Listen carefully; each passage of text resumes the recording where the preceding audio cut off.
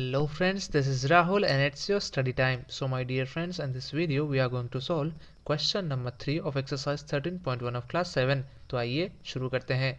Say true or false and justify your answer. तो दोस्तों आपको यहाँ पर कुछ प्रॉब्लम्स दी हुई हैं और आपको ये बताना है कि ये जो प्रॉब्लम्स है ये ट्रू है या फिर फॉल्स हैं और आपको अपने आंसर को जस्टिफाई भी करना है. तो चलिए इसके पहले पार्ट से शुरू करते हैं. तो दोस्तों यहाँ पर इसके पहले पार्ट में 10 multiply by 10 raise to the power 11 is equal to 100 raise to the power 11 दिया हुआ है. तो दोस्तों आपको ये बताना है कि क्या इसका LHS क्या इसके RHS के बराबर है या नहीं. अगर है तो वो ट्रू होगा और अगर नहीं होगा तो वो फॉल्स होगा. इसी तरीके से आपको अपना आंसर जस्टिफाई करना है. तो चलिए पहले इसका LHS सॉल्व करते हैं. तो दोस्तों यहाँ पर आप देख सकते हैं कि हमें इसके LHS में 10 multiply by 10 raise to the power 11 दिया हुआ है. तो जब आप यहाँ पर जब आप प्रॉपर्टी का इस्तेमाल करेंगे तो आपको यहाँ पर देख सकते हैं कि जब दो बेस एक जैसे हों और अगर वो मल्टीप्लाई हो रहे हों तो उनकी पावर्स ऐड हो जाती हैं. तो यहाँ पर हमें इसका final answer 10 raise to the power 12 मिलेगा. अब हम बात करते हैं यहाँ पर RHS की. तो यहाँ पर इसके RHS में 100 रेज़ टू द पावर 11 दिया हुआ है. तो दोस्तों आप यहाँ पर बड़े आसानी से बता सकते हैं कि 100 raise to the power 11 10 raise to the power 12 से कहीं ज़्यादा गुना बड़ा होता है. सो फ्रेंड्स आप यहाँ पर बड़ी आसानी से बता सकते हैं कि जो इसका LHS है वो इसके RHS के इक्वल नहीं होगा क्योंकि यहाँ पर जो 10 रेज़ टू द पावर 11 है वो 10 रेज़ टू द पावर 12 से कहीं ज़्यादा गुना बड़ा होता है. तो ये जो स्टेटमेंट है यहाँ पर ये फॉल्स आएगा. एंड आई होप फ्रेंड्स आपको ये सॉल्यूशन समझ में आ गया होगा. अब हम बात करते हैं यहाँ पर इसके सेकंड वाले पार्ट की. तो इसके सेकंड वाले पार्ट में 2 cube is greater than 5 square दिया हुआ है.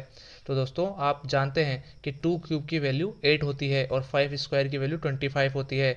तो आप यहाँ पर बड़ी आसानी से बता सकते हैं कि ये स्टेटमेंट यहाँ पर ये जो प्रॉब्लम है ये फॉल्स है. कहने का मतलब ये है कि 8 25 से छोटा होता है जबकि यहाँ पर इसे ग्रेटर बताया हुआ है.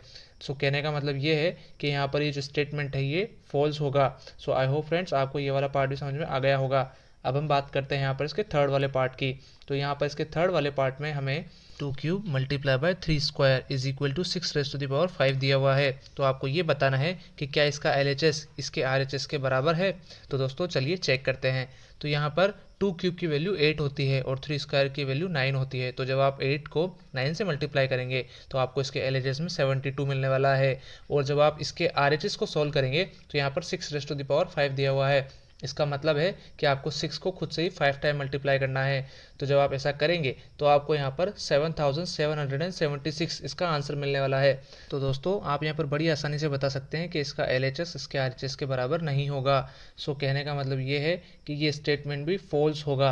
अब हम बात करेंगे यहाँ पर इसके फोर्थ वाले पार्ट की.